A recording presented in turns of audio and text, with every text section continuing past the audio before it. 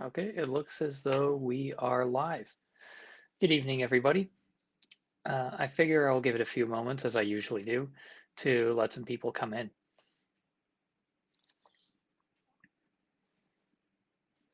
And then I will eventually get started. What I like to do is, if you've seen my previous ones, you'll know that I prefer to give it a few seconds to get started. In the meantime, what I'll do while I'm waiting for people is introduce myself. So, my name is Bryn Smith. I'm your NDP candidate for Surrey White Rock. Thank you so much for joining me, either live or in the replay, for a small discussion on seniors' issues in our riding and how it relates to some of our other problems. If you'd like to help out or make a donation, please don't hesitate to visit my website, surreywhiterockndp.ca. There you'll find more about me, aside from the introduction I'll give here, and options to take a sign or volunteer. With 10 days left to go, every single moment is going to be crucial in this election. So, with that said, that's a little bit about me. I'm also a housing advocate with BC Acorn. I'm 25 years old and I have a master's degree in political science. I've worked for the Surrey School District for the last 2 years. So, uh, without further ado, I say let's begin. So, when I talk about seniors' issues, I'm going to be bringing in a broad variety of the subjects I've talked about before. I've said on a previous live stream that I believe the issues the elderly face and the issues young people face are extremely similar.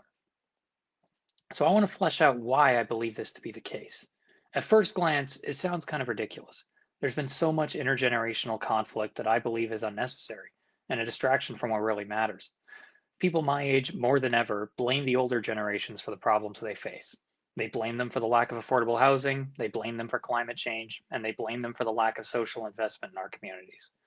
I understand why they make those complaints, but I believe they're simply not the case. I believe our seniors have been underinvested in for far too long, and that we have an obligation to bring our community together. In Surrey White Rock, it's no secret that affordability for housing is extremely low. While the NDP has worked to make life more affordable for us, the reality is it's taking a long time to undo the damage the BC Liberals have inflicted. Strata insurance fees have demonstrated how quick for profit insurance is to pass the buck on to us and make life even more unaffordable. Meanwhile, property taxes continue to climb in our riding, demonstrating uh, how how expensive it is to live here and pricing people out of their homes. These are issues that affect the young and the old alike. The young are unable to move in to be near their parents and grandparents and have to stay at home. Meanwhile, our seniors find it tougher and tougher to make ends meet on a fixed pension. They didn't ask to be paying more in strata fees and property taxes, yet they are also victims of a real estate bubble in this country, as the young are. The crisis in long term care reflects a crisis of long term thinking and consideration of who has value in our society. The BC Liberals cut both healthcare and education through chronic underinvestment and privatizing. We've seen the consequences of both through this pandemic. Surrey schools, neglected for 16 years, struggle to bring back students in small enough numbers to maintain COVID safety. Some of the worst outbreaks of this pandemic throughout this province and this country have been in long term care. If you'd like to learn more about what's happened, particularly in Ontario and Quebec, I'd encourage you to listen to Canada Lands Commons podcast, where the crisis of long term care is discussed in greater detail. The NDP has been striving diligently to make sure our seniors are taken care of. We've worked behind the scenes on lowering strata insurance fees, and we have a plan to bring in a public insurance option if fees aren't lowered by the end of next year. Moreover, we've made great investments in affordable housing that's safe and sustainable, and it lets people stay in and contribute to their communities. But our greatest investments are going to be in long term care. We're bringing in 2,000 new workers and making sure they don't have to work in multiple facilities to make ends meet, which was a large contributor to how the pandemic spread between care homes. Our seniors are going to get private rooms across the board. All of these investments will be made into nonprofit housing, which was proved to be safer and better equipped to fight the pandemic than for profit homes. We're also putting the brakes on for profit homes and passing new transparency laws so we know where their public money is going. All of these are going to materially improve life for seniors in our riding. Now, I've talked about the need for community before, but we're going to have to step up to the plate now and bring us all together. The crisis of loneliness in long term care will be relieved with increased face time and personalized care, but it won't be solved.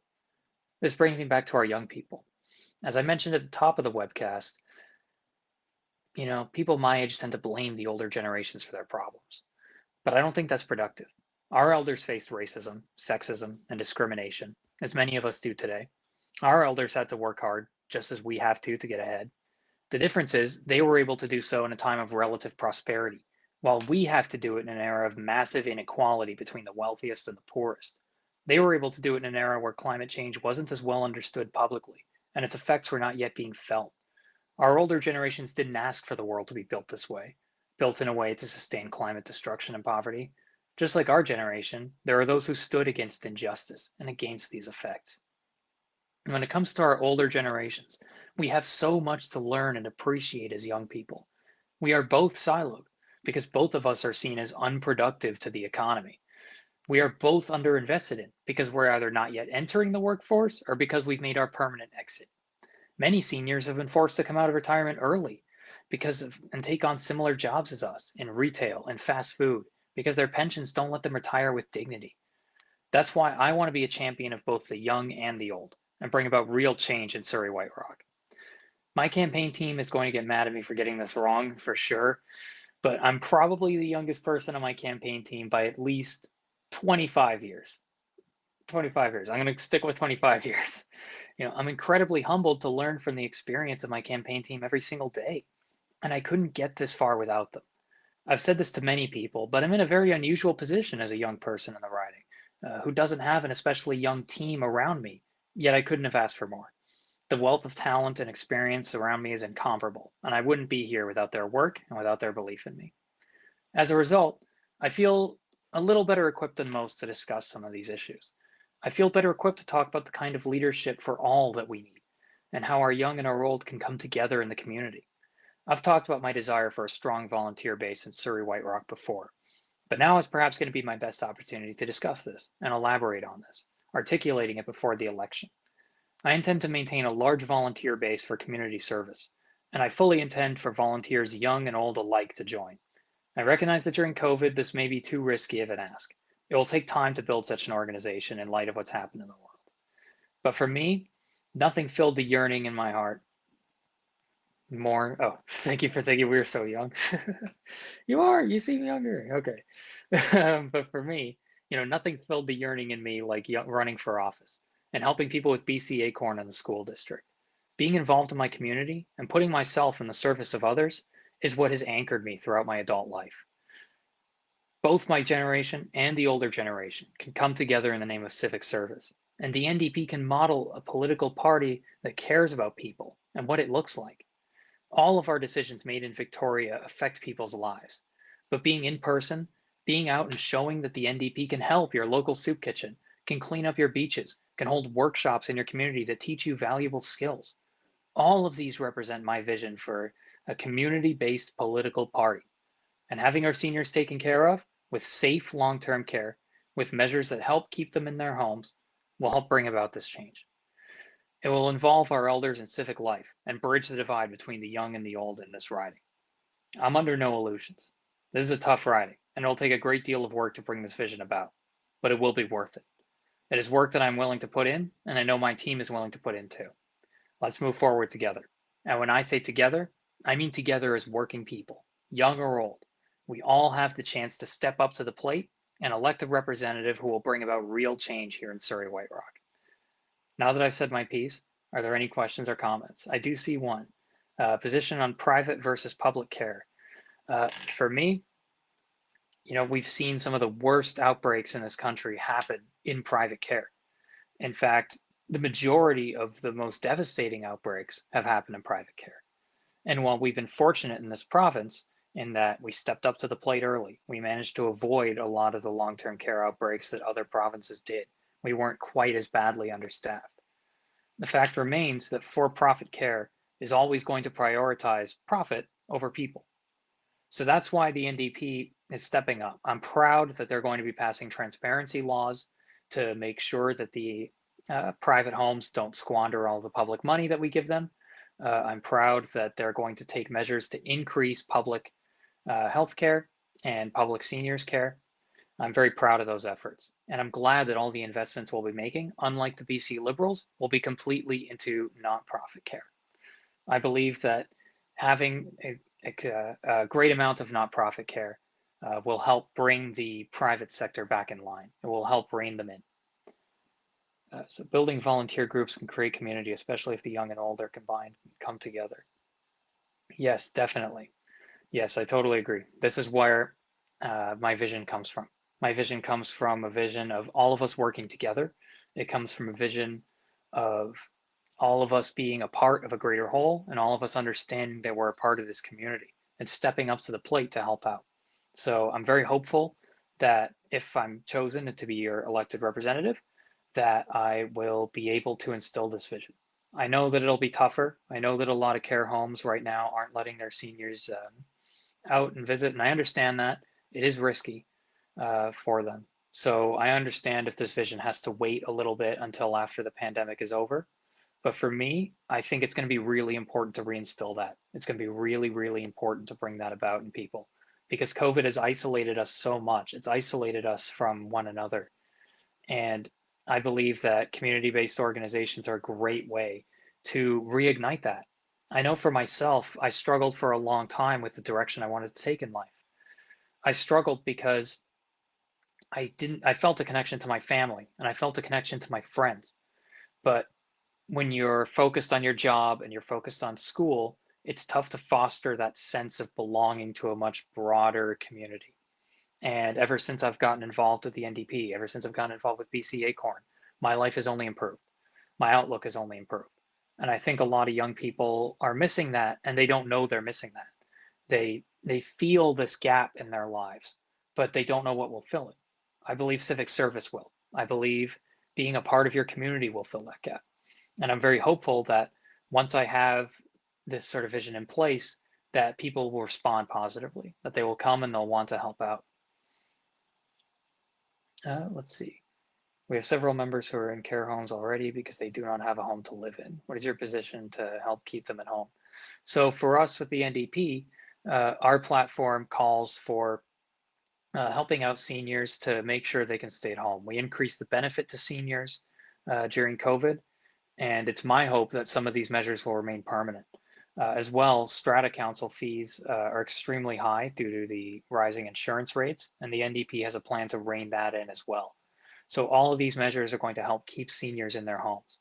Because I agree, I think that keeping seniors in their homes for as long as possible is really important. And I think it ties into the next question, expanding on the youth versus pensioner condition.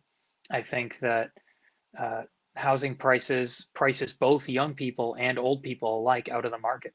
I believe that it keeps them both out of of owning a home. It keeps them both out of their homes early. It keeps them out of this community, and it's something that needs to end. I believe that both of us can come together and see that the problems we face are very similar. Like I said at the top of the show, I know that a lot of young people my age, they tend to dismiss the older generations. They tend to dismiss the pensioners, or as boomers, I guess, as being out of touch, as being, you know, uh, as being just people who ruin the world and people who uh, drove down like our climate and that kind of thing. But for me, I don't necessarily believe that's true. I believe that the older generations have a lot to teach us. More than that, like I said, I also believe that, like us, the older people didn't ask for the world to be built this way. They, like us, simply appeared in it. We were born into it. We grew up in it. Very few of us have ever had a hand on the wheel truly steering history. So I find it a little bit flagrant to blame them for some of the crises that we're facing now. Moreover, I do find it funny how a lot of the memes that used to proliferate were about how, oh, like older people don't care about climate change because they're not going to see the worst effects of it. And then now with young people, it's, oh, well, who cares if I get COVID? I'm young. I'm probably not going to die. It's the exact same principle and it's the exact same mentality. Now, when it comes to COVID in particular, I know a lot of young people are back in the workforce, and I would argue that that's the actual reason for more young people getting COVID than usual, just because they're on the front lines of retail, they're on the front lines of fast food, so of course they're going to be exposed more often. That's my personal theory as to why young people, it's going up, because I don't know many people who are partying myself personally, but obviously that's not scientific. Yeah, we've had 4 members of our family go into care homes because they needed 24-hour care. The Liberals made cutbacks when they were in government, caused many problems for my family. How is the NDP switching that around? Well, for us, we saw the impacts of those cuts, and it was awful. It was awful. Seeing that many people suffering, particularly during COVID, it's been horrible. And I'm glad the NDP is stepping up to address that with 2,000 new care workers, increasing the pay for care workers so they don't have to work in multiple facilities, which was a huge problem because the Liberals, they cut back so drastically and cut people's hours so drastically that they had to take multiple shifts in order to make ends meet. Now, in other provinces where this balance wasn't restored, where care workers were still had to work at multiple facilities, this resulted in disaster. Places like Quebec, places like Ontario, all of these places had cut back on seniors care, and as a result, when people had to move between facilities, they spread COVID and caused all sorts of severe problems. So for us, it's all about investment. It's all about making sure that we're investing in our older generation. It's all about making sure that we're taking care of them. We're increasing the amount of face time that they have, not by overworking people, but by hiring more people. That's the key. We have to hire more. We can't just ask even more of our healthcare heroes. We have to back them up. And I'm very glad that the NDP platform calls for that. I'm glad that the NDP platform is going to add 2,000 more long-term care workers and add in additional rooms in not-for-profit homes, uh, increase the standards so that every senior has a private room instead of a shared room. And I'm glad that all these benefits will be made permanent. They'll be installed. It won't just be for COVID, it will be for life because the need has always been there. COVID highlighted that, but the need has always been present. And I'm really glad that we're stepping up to address that. So please let me know if there's any more questions. I might get going a little bit early. I have a town hall on education issues with the Surrey Teachers Association. So if you would like to join me for that, you can always look up the Surrey Teachers Association and join in on their town hall. Uh, so I may leave a little bit early, but I have time for a couple more questions. Is it private monetization of senior housing that causes the low wages? Well, I would say that it's both. I would say that uh, what it comes down to is that both the private homes are allowed to get away with whatever they want, at least under the BC Liberals they were. And on top of that, the regulations were relaxed.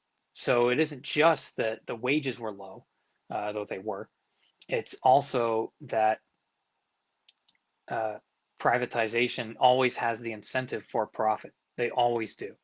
If it's going to exist, it's going to have to be secondary, not the primary. And that's why the NDP is making their investments into the public sector and not into the private sector. We're making sure that in the public sector, they're fully staffed, they're fully resourced, they're fully ready to go, and we're holding private homes to those same standards. In Ontario, the top 10 most profitable care homes gave $1.5 billion to their share homes over the last 10 years, and they suffered some of the most severe outbreaks.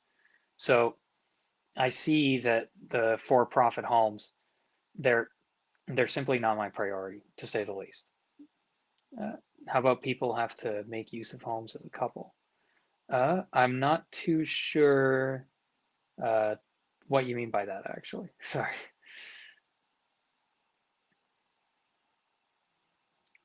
But if there's no further clarification or comments or anything, then I may actually have to get going a little early. Sorry about that, everybody. I really appreciate all of your fantastic questions, but I have to prepare myself for the next debate and eat food at some point. So it's been a crazy few days. We're coming down on the last 10 days of the campaign. Every bit is going to count. If you appreciated what I said tonight, you can always feel free to donate at surreywhiterockndp.ca because every bit is going to count as we get across the finish line. You can also request a sign or come out to volunteer. I'm very hopeful that my campaign will be the start of bringing us together as a community. bridging the divide between the young and the old. Oh, I see. How about people have to make use of homes as a couple? Usually they are split up. You mean when they move into long-term care? I'm sure we'll have rooms for that where where couples can stay together. I'm confident about that.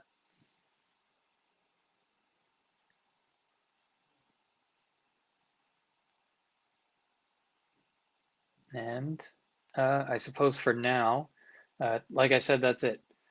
Sorry, I do have to get going, but you can always listen to me talk much more about education issues, which I talked about in my first webcast, at the webcast tonight. And tomorrow is going to be the Surrey White Rock Chamber of Commerce debate, which I will be attending along with my fellow NDP candidate, Pauline Greaves. It's going to be a good debate. I'm very much looking forward to discussing the issues. So I want to thank you all again for attending. Have a great evening. Take care, and let's move forward together.